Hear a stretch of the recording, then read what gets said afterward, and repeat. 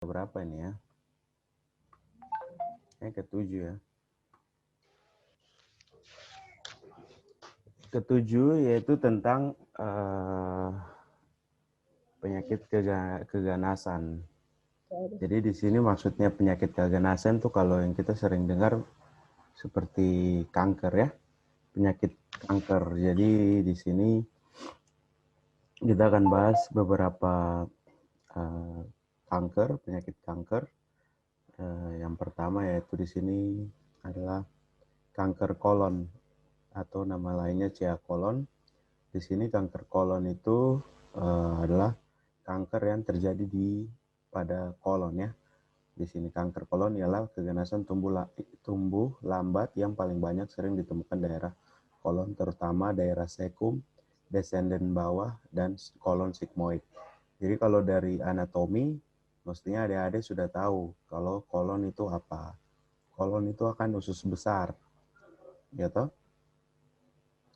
Dari kita punya sistem pencernaan kan di situ ada usus kecil dan juga ada usus besar. Kolon itu usus besar ya. Jadi kalau apa namanya? Jadi kalau kanker kolon itu kankernya spesifik di usus besar, bukan usus kecil. Di sini biasanya munculnya terutama kalau di bagian anatomi, kolon itu kan ada terbagi beberapa bagian, yaitu dia kan biasanya ada cecum ini, kemudian ya ada ascendens, transverse colon sama descendens, kemudian terakhir sigmoid colon ya. Nah, jadi adik-adik perhatikan kalau kanker kolon atau kanker usus besar itu biasanya munculnya di bagian-bagian ini. Yang paling utama yaitu cecum, descendens bawah, sama kolon, sigmoid kolon ya. 3 area ini. Itu untuk kanker kolon paling sering dia punya area atau situsnya di bagian 3 area ini. Kemudian penyebab dari kanker kolon. Jadi ini maksudnya faktor resiko ya. Faktor resiko seseorang terkena kanker kolon itu adalah satu, usia lebih dari 40 tahun. Jadi kalau orang-orang yang sudah usianya lebih dari 40 tahun, mereka akan mudah untuk terkena kanker kolon. Jadi biasanya kalau di dunia kedokteran, ya, kalau pasien datang terus mengeluh keluhan buang air besar berdarah, ya, kalau dia buang air besar berdarah, ada mencret-mencret yang berkelamaan, perut sakit, dan kita tanya usianya sudah lebih dari 40 tahun, biasanya pada pasien-pasien tersebut kita akan anjurkan untuk melakukan pemeriksaan lebih lanjut karena kita curiga dia ada kanker ya, biasanya. Kemudian ada namanya darah dalam feses atau BAB berdarah. Kemudian ada riwayat polip di bagian rektal atau polip di kolon. Jadi jika kalau di keluarga pasien ya toh, dia ada riwayat keluarganya ada penyakit polip. Ini polip kalau ada tahu polip yang daging tumbuh itu biasanya kebanyakan kan di daerah hidung ya toh, untuk orang-orang yang merokok ada daging timbul atau daging tumbuh di lubang hidung. Nah, ini ada juga polip yang tumbuhnya di usus. Jadi penyakit polip yang tumbuh di usus besar seperti itu. Jadi kalau ada orang-orang yang punya penyakit dengan riwayat polip, sakit polip begini atau daging tumbuh, mereka punya kecenderungan untuk lebih gampang terkena penyakit kanker kolon atau kanker usus besar. Ya. Kemudian yang kelima di sini riwayat keluarga dengan kanker kolon atau ada poliposis dalam keluarga sama juga. Jadi kalau ditanya ke pasien ada tidak riwayat terkena kanker atau kanker usus besar, kalau mereka bilang pernah, dia punya opa, dia punya istilahnya kakek ataupun bapaknya, itu juga akan menambah. Kemudian ada riwayat penyakit usus inflamasi kronis. Ini adalah penyakit usus di mana orangnya tuh kalau dia makan sesuatu sensitif kayak dia alergi terhadap makanan, dia akan langsung mencret-mencret berkelamaan. Kemudian orang yang jarang makan serat, makanya di sini kita selalu anjurkan kalau makan mengandung atau kaya akan serat, ya. Biasanya kalau makan, kenapa kalau orang bilang beras merah lebih sehat dibandingkan beras putih misalkan, karena beras merah kandungan seratnya lebih banyak dibandingkan beras biasa, beras putih ya. Oke, jadi ini untuk faktor-faktor resiko seseorang terkena kanker kolon atau usus besar ini ya. Gejala, jadi bagaimana kita curiga kalau orang itu bergejala penyakit kanker usus besar. Yang pertama biasanya orangnya dia akan datang periksa ke rumah sakit ataupun ke tempat praktek, ya, tempat kita bekerja. Biasanya dengan gejala buang air besar berdarah atau berak darah. Oke, tetapi ada perlu perhatikan tidak semua orang yang berak berdarah itu kanker ya, kanker usus besar tidak. Jadi salah satu gejalanya adalah berak berdarah. Kemudian dia anemia. Anemia ini terjadi kenapa? Anemia kan kurang darah toh. Kurang darah ini terjadi karena orang ini sudah lama dia sering berak darah. Jadi darahnya tuh terkeluar lewat dia punya kotoran sehingga dia kurang darah. Anemia. Lemas, penurunan nafsu makan, ini bisa ditemukan juga lemas salah satunya karena dari anemianya itu menyebabkan orang ini, pasiennya itu lemas.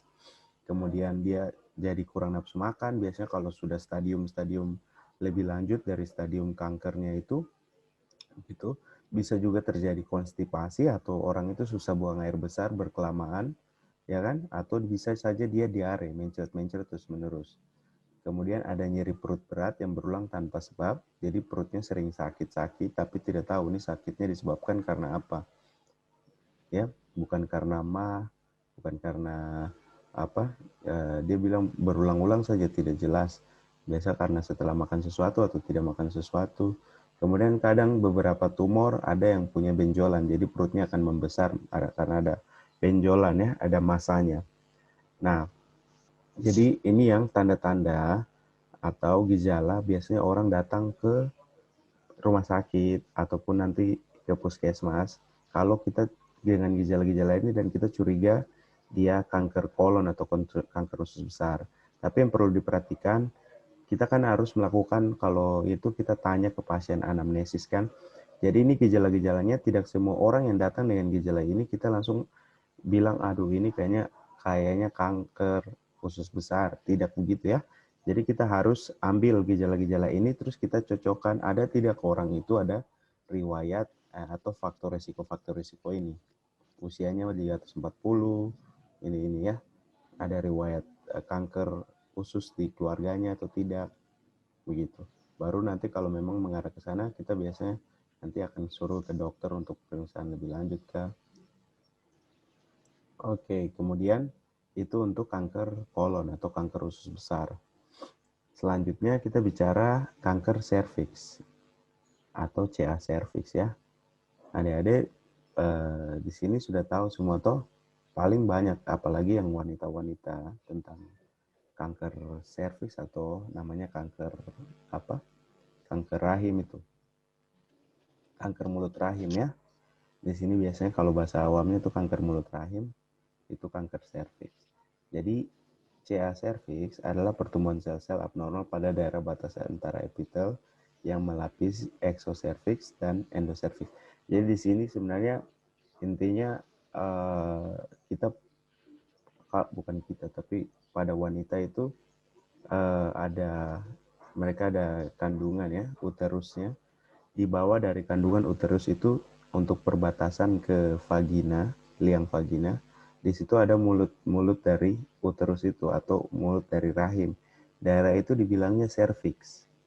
Ya, serviks ini adalah ada daerah perbatasan antara uterus ke liang vagina. Oke. Nah, biasanya yang terjadi adalah perkembangan sel-sel yang abnormal atau tidak normal di daerah pada serviks ini. Nah, itu yang menyebabkan kanker. Paling sering pada wanita itu yaitu kanker mulut rahim, ya. Nah, penyebabnya jadi bagaimana atau faktor-faktor ini, faktor resiko yang menyebabkan seseorang atau seorang wanita tuh gampang terkena kanker serviks. Yang pertama adalah HPV. HPV ini menjadi poin penting. Kenapa? Karena sekitar 60% atau 70% wanita yang ada terkena CA cervix itu dia terinfeksi dengan HPV ini atau namanya human papilloma virus ya, human papilloma virus ini adalah penyebab paling sering seorang wanita terkena kanker mulut rahim. Itu sebabnya kenapa untuk wanita, perempuan-perempuan, kalian biasa kan dilakukan penyuntikan itu. Penyuntikan untuk namanya imunisasi istilahnya, untuk pencegahan HPV ini, ya kan? Untuk wanita-wanita yang biasanya pada saat usia sudah menstruasi, sudah haid, itu biasanya disuntik HPV ini sebagai imunitas. Jadi kalian diberikan daya tahan tubuh sehingga kalau kalian terinfeksi HPV ini, dia tidak akan berinfeksi dan menyebabkan sampai terjadinya kanker ini ya, mulut rahim. Makanya itu selalu dianjurkan untuk wanita-wanita kan untuk dilakukan penyuntikan HPV. Kemudian apalagi faktor berikutnya yang menyebabkan seorang wanita gampang terkena kanker ini, mulut serviks, yaitu hubungan seks pada usia muda. Jadi berdasarkan penelitian, kalau seorang wanita dia sudah aktif melakukan hubungan seksual dari usia dini, misalkan usia masih 12 tahun, 13 tahun, istilahnya semakin dini dia melakukan hubungan seksual itu, ya kan, dia akan nanti pada saat usia 20-an awalnya, dia sudah bisa terkena CA cervix. Jadi dia punya faktor resiko, dia lebih mudah terkena CA cervix dibandingkan wanita lain. Terus faktor ketiga yaitu berganti-ganti pasangan seksual. Oke, jadi kalau seorang wanita melakukan hubungan seksual dan dia berganti-ganti pasangan, itu juga akan membuat dia gampang untuk terkena ini kanker mulut rahimnya. Kemudian ada juga faktor genetik di sini. Faktor genetik di sini maksudnya, jadi kalau seorang wanita, orang ibunya pernah terkena ini kanker rahim atau kanker mulut rahim, berarti si anaknya ini atau cewek ini punya resiko lebih besar ya dibandingkan wanita yang tidak mempunyai riwayat keluarganya tidak ada kanker mulut rahim ini. Kemudian kebiasaan merokok, jadi yang lebih merokok akan lebih mudah terkena cervix. Multiparitas ini apa? Multiparitas jadinya wanita yang lahiran banyak, dalam arti dia melahirkan, punya anak banyak, melahirkannya sering, jangan lebih dari satu begitu. Nah itu juga ada faktor risiko peningkatannya. Jadi semakin sering atau semakin banyak anaknya misalkan, nah itu ada faktor risiko peningkatan untuk terkena CA cervix. Gangguan sistem kekebalan contohnya adalah pada mereka yang terkena seperti kita bahas 2 bab lalu atau 2 pertemuan lalu pada orang dengan HIV/AIDS. Karena orang dengan HIV/AIDS sistem imunnya atau daya kekebalan tubuhnya itu menurun, dia gampang terkena penyakit. Contohnya jadinya karena dia gampang terkena penyakit, untuk dia terkena virus HPV ini dan sampai menjadi ke kanker itu lebih mudah. Kemudian status sosial ekonomi lemah itu buat orang-orang atau wanita-wanita yang istilahnya mereka tingkat ekonominya rendah, itu mereka punya resiko lebih tinggi. Kenapa? Karena biasanya mereka perawatannya itu kurang. Dalam artian perawatan untuk perawatan diri mereka itu kurangnya, termasuk ke perawatan ke seksualitas mereka, alat seksualitas mereka. Kemudian biasanya dengan status ekonomi yang lebih rendah, mereka juga lebih cenderung untuk terkena seksual bebas, ya kan? Jadi itu salah satu penyebab kenapa orang yang ekonominya rendah lebih mudah terkena CA cervix ya. Oke, selanjutnya tanda dan gejala. Jadi kalau orang kanker mulut rahim, dia punya gejala atau ininya apa tanda-tandanya? Biasanya itu keputihan atau keluar cairan encer dari vagina. Jadi biasanya orang akan datang ke rumah sakit, gejala-gejala awalnya adalah keputihan. Aduh ini dok, tosus saya ini keputihannya banyak gitu kan. Ada keputihan yang normal, ada keputihan yang tidak normal ya. Jadi itu kita harus perhatikan. Kalau orang datang dengan keputihan, tidak selalu itu berarti tandanya dia adalah CA cervix. Tapi ada beberapa keputihan yang normal. Tapi yang perlu diperhatikan, adakah dia faktor risiko yang tadi ya. Terus perdarahan setelah bersenggama atau postcoital bleeding. Jadi pasien juga akan datang dengan, kalau kita tanyakan, ibu ada tidak kalau sering berdarah kalau setelah berhubungan seksual dengan pasangannya, gitu ya. Itu tanda yang istilahnya untuk CA cervix ini tanda penting gitu. Jadi selain keputihan, kita akan tanya postcoital bleeding atau perdarahan setelah berhubungan seksual. Oke, kemudian kadang kalau dia sudah masuk fase invasif, itu cairannya berwarna kekuningan. Dia jadinya keluarnya bukan keputihan lagi, tapi sudah putih kekuningan dan berbau busuk. Oke, kemudian kalau dia punya tumor atau kankernya itu sudah ganas, dia bisa menyebar sampai ke kita punya saluran kencing, ya kan?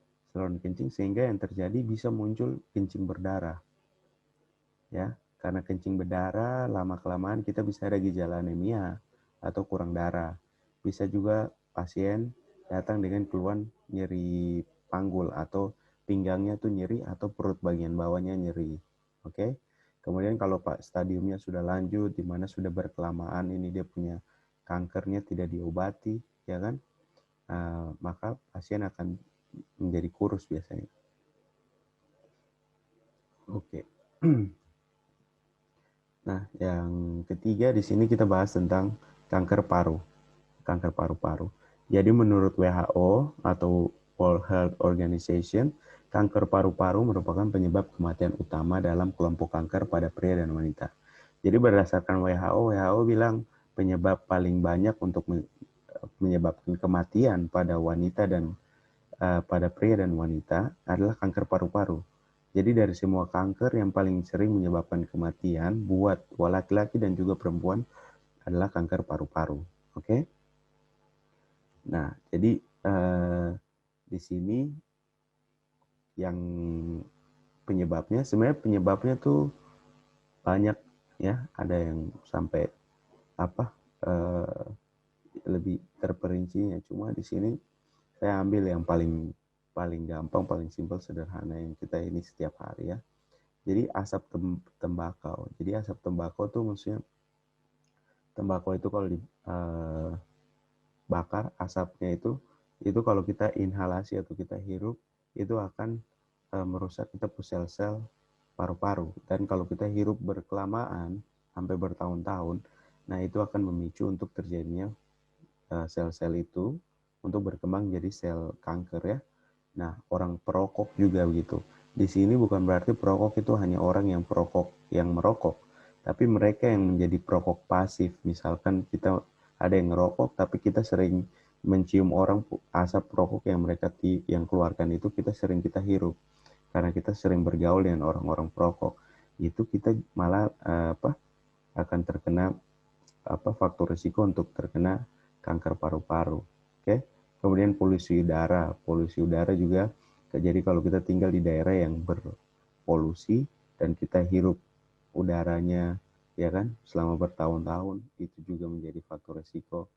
Perjalanan okupasi maksudnya orang-orang yang sering bekerja misalkan di pabrik, ya kan, pabrik kayu ataupun ya pabrik bahan kimia, sehingga pada saat mereka melakukan pekerjaan mereka tidak memakai APD, alat pelindung diri yang sesuai dengan standar di pabrik mereka. Misalkan mereka harus pakai masker. Kemudian ada beberapa pabrik kimia misalkan yang harus memakai masker N95. Nah, di sini mereka tidak memakai sesuai dengan standar itu, dan mereka bekerja di pabrik itu bertahun-tahun, bisa sampai 10-20 tahun, dan itu menjadi faktor risiko ya untuk terkena kanker paru-paru. Oke. Gejala, tanda dan gejala kanker paru-paru. Jadi di sini perlu perhatikan adik-adik, untuk kanker paru-paru itu ada gejalanya, ada gejala lokal dan juga nanti ada invasif lokal dan gejala metastasis. Yang kita bahas pertama ya gejala lokal. Gejala lokal itu artinya apa? Yaitu gejala yang ditimbulkan karena tumornya itu. Tumornya itu tumbuhnya setempat, dia belum menyebar. Jadi saat tumor tumbuh di tempatnya, gejalanya apa? Biasanya kita akan lihat batuk berkelamaan. Jadi pasiennya akan sering batuk-batuk. Kemudian hemoptisis. Hemoptisis ini kan batuk berdarah, ya. Kemudian mengi. Ketika pasien bernafas ada bunyi, ngik, ngik. Nah, itu namanya mengi. Biasanya kas atau ini kas kita biasanya temukan pada pasien dengan asma yang lagi serangan asma, ya. Mereka pas bernafas akan bunyi mengi. Kemudian kalau kita periksa dalam pakai radiologi X-ray itu ada abses paru, kadang atelektasis atau parunya kolaps atau parunya gagal berfungsi sehingga dia mengecil. Itu atelektasi. Tapi yang paling utama kalau misalnya ada pasien datang dengan batuk-batuk, ada batuk berdarah, kemudian ada bunyi, ada mengi, terus kita tanya faktor resiko yang tadi, nah itu kita curiga. Paling utama pada pria itu karena paling kebanyakan suka merokok, jadi kalau kita sudah ketemu pasien datang batuk-batuk, terus dia bilang ada batuk darah, tanya, Bapak ada merokok tidak? Iya, saya merokok. Sudah berapa tahun? Ini sudah jalan 40 tahun, kayak gitu. Kita bisa curiga kalau selain penyakit lain, kita bisa curiga ke arah paru-paru, tumor kanker paru-paru. Kemudian ada invasi lokal. Jadi kalau dia sudah penyebaran, tapi penyebarannya masih lokal. Dalam arti tumor yang di paru-paru itu sudah mulai menyebar, tapi penyebarannya juga masih di daerah paru-paru. Itu akan menyebabkan apa? Nyeri dada. Nyeri dada kalau dia sudah menyebar sampai ke daerah pleura, ya, pelindung saput yang membungkus atau melindungi paru-paru, itu namanya pleura. Kalau sudah menyebar sampai ke situ, itu akan menyebabkan nyeri. Sesak nafas, dyspnea, karena efusi pleura. Dia sesak nafas karena paru-parunya tenggelam dengan cairan efusi, ya, cairan ada. Jadi kalau dia ada tumor atau kanker paru-paru, itu nanti paru-parunya bisa tenggelam karena ada cairan-cairan yang terkumpul di paru-paru situ, ya, jadi menyebabkan sesak nafas. Kemudian dia bisa menyebar invasi ke perikardium, ke jantung. Suara pasien bisa sesak. Kemudian ada beberapa sindrom ini, tapi ini biasanya sudah kalau yang lebih susah lagi, ya. Nanti adik-adik belajar kalau nanti ada yang mau ambil kedokteran kah, perawatan kayak gini, yang sindrom vena cava superior, sindrom Horner, kayak gitu, ya. Cuma ini asal sekedar tahu saja bisa dicatat, tapi kalau tidak tahu sampai dia seperti apa, itu tidak apa-apa. Oke, terus kemudian gejala penyakit metastasis. Jadi yang perlu kita tahu untuk penyakit-penyakit kanker ini, mereka selain menyerang organ asalnya mereka bisa bermetastasis. Apa itu metastasis? Metastasis itu adalah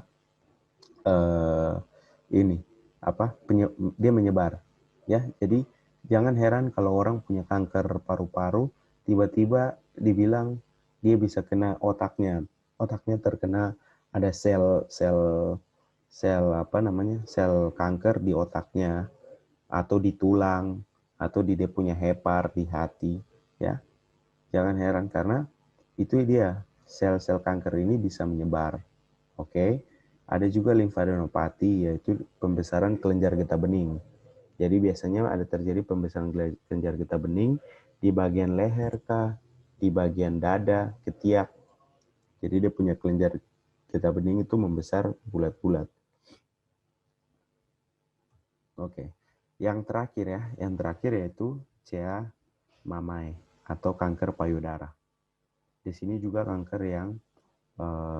payudara, suatu penyakit seluler disebabkan karena terjadinya pembelahan sel-sel dari jaringan payudara.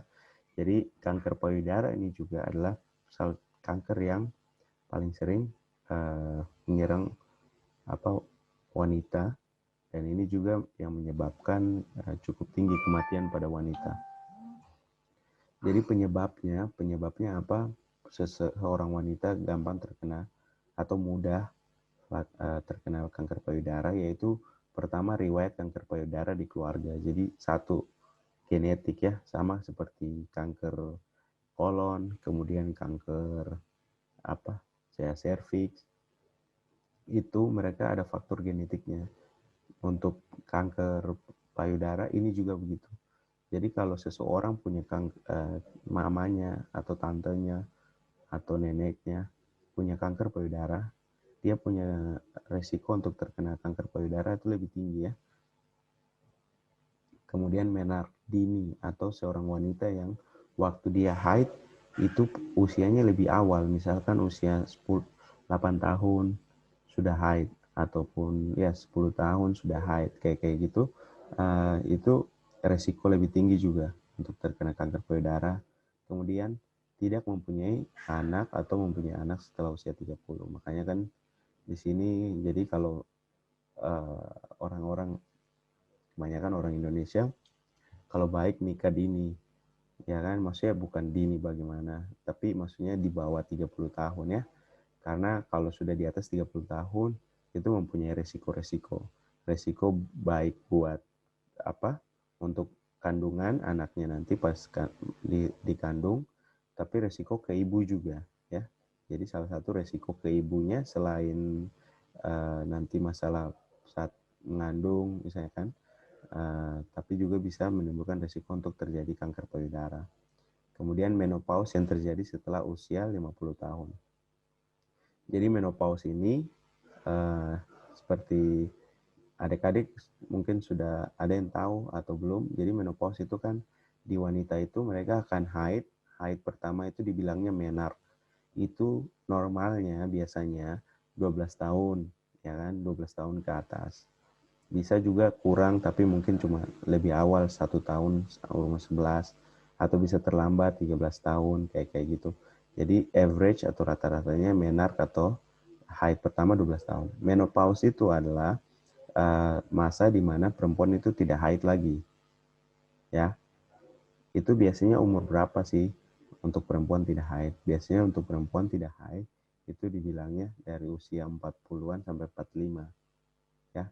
Bisa rata-ratanya sekitar segitu. Ada yang lebih awal 40, ada yang sampai 45. Jadi rata-ratanya 40 sampai 45. Tapi kalau ada menopause yang terjadi sampai umur 50, ini meningkatkan resiko terjadi kanker payudara. Oke. Kemudian ada riwayat penyakit payudara jinak. Jadi ada yang punya benjolan di dia punya payudara.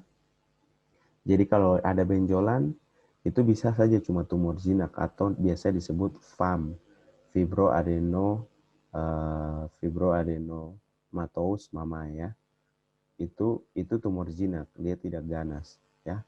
Biasanya pada wanita-wanita muda umur belasan atau 20-an awal itu di payudaranya ada benjolan. Kemudian obesitas, kemudian orang yang memakai pil KB, kontrasepsi oral, wanita yang sering minum alkohol, atau mereka yang terpapar dengan sinar radiasi.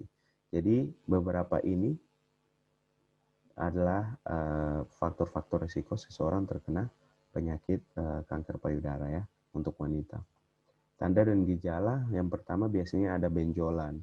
Sekali lagi benjolan pada payudara itu bisa menandakan tumor, tapi juga ada juga tumor ganas dan tumor jinak. Kalau tumor jinak berarti dia cuma secara benjolan, ya kan? Tapi kalau tumor ganas itu ini yang dia bisa menyebar ke daerah-daerah lain ya. Itu yang berbahaya. Jadi kita makanya untuk wanita kalau ada benjolan di payudara sebaiknya diperiksa, dicek lebih lanjut karena itu kita tidak tahu dia tumor jinak atau tumor ganas. Kemudian luka pada payudara. Jadi nanti benjolan ini lama-lama bisa menjadi luka, dia jadi abses, nanah keluar kayak gitu ya.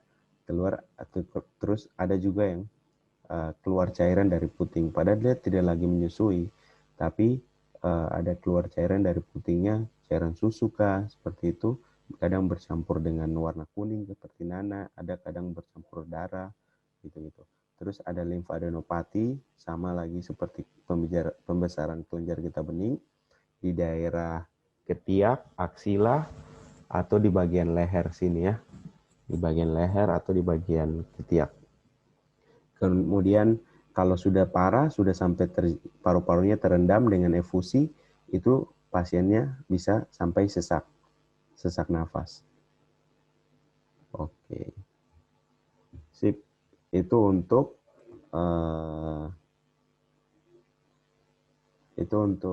materi hari ini, yaitu tentang keganasan. Ada yang mau bertanya kan sampai sejauh ini tentang keganasan ini?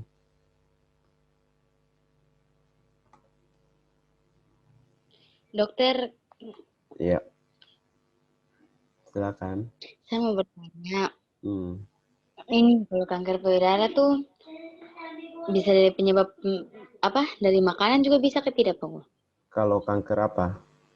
Kanker Payudara. payudara. Kanker payudara itu faktor kalau dari makanan, contohnya misalkan suka minum alkohol, itu jadi faktor.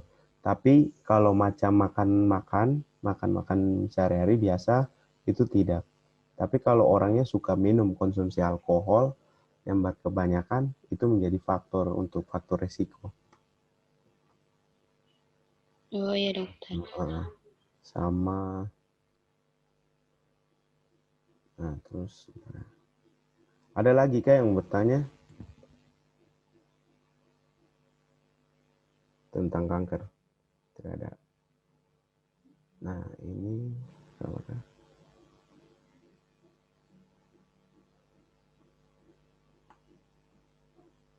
Nah ini untuk kanker payudara nih contohnya ya.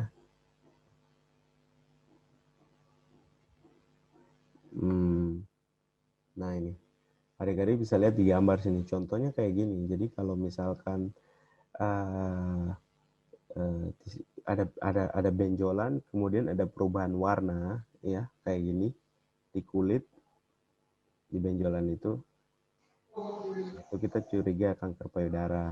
Atau yang dom bilang perubahannya itu seperti kulit apa? Kulit jeruk, kulit orange itu. Nih lihat nih. Yang ini ya. Jadi dia perubahan warnanya jadi kayak orange, terus dia punya permukaan atau pori-porinya seperti kulit jeruk. Nah itu menjadi tanda juga. Nanti ada yang saya mau tunjukkan, yaitu kalau untuk staging kalian tidak usah ini. Nah tapi yang ini yang penting, sadari buat adik-adik perempuan yang istilahnya kalian sudah pasti sudah masuk ini ya, masa puber, sudah haid semua. Jadi kan tadi seperti yang saya sudah bilang, kalau apa untuk kanker payudara itu kan dia akan muncul pada saat misalkan sudah masuk ke haid, sudah menark ya, tadi haid usia 12 tahun kayak gitu. Jadi sadari ini adalah program di mana untuk wanita mereka melakukan pemeriksaan dini secara mandiri ya. Jadi di rumah mereka akan melakukan pemeriksaan untuk menemukan ada tidak benjolan atau massa di payudara mereka sendiri. Jadi adik-adik bisa lihat gambar ini di screenshot atau cari sendiri di Google mengenai ini, sadari ya, sadari ini. Jadi ini cara-caranya bagaimana adik-adik melakukan pemeriksaan mandiri terhadap apa, cari benjolan ya. Jadi bisa berdiri caranya atau bisa tidur.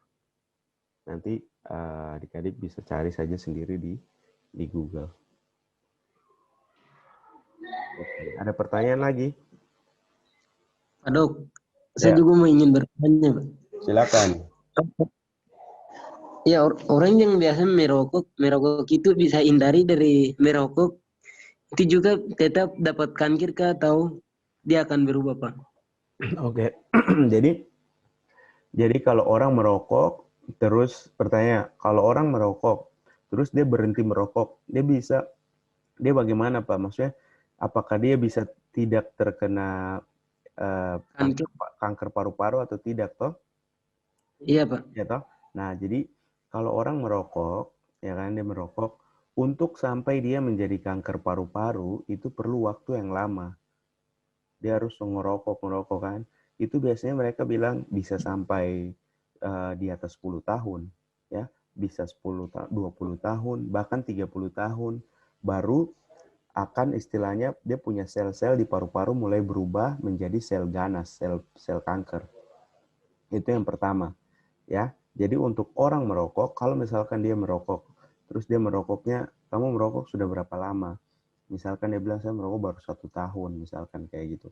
Kalau diperiksa dia punya paru-paru, sel-sel tumor atau sel kanker itu belum ada. Karena dia merokoknya baru 1 tahun.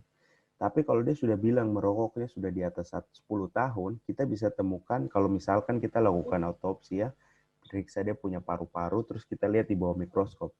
Sel-sel yang mulai berubah ke arah sel ganas itu sudah mulai ada. Tapi kalau dia sudah merokok sampai 30 tahun sana, itu baru biasanya sel-sel ganas itu ada dan menimbulkan keganasan atau kanker ini.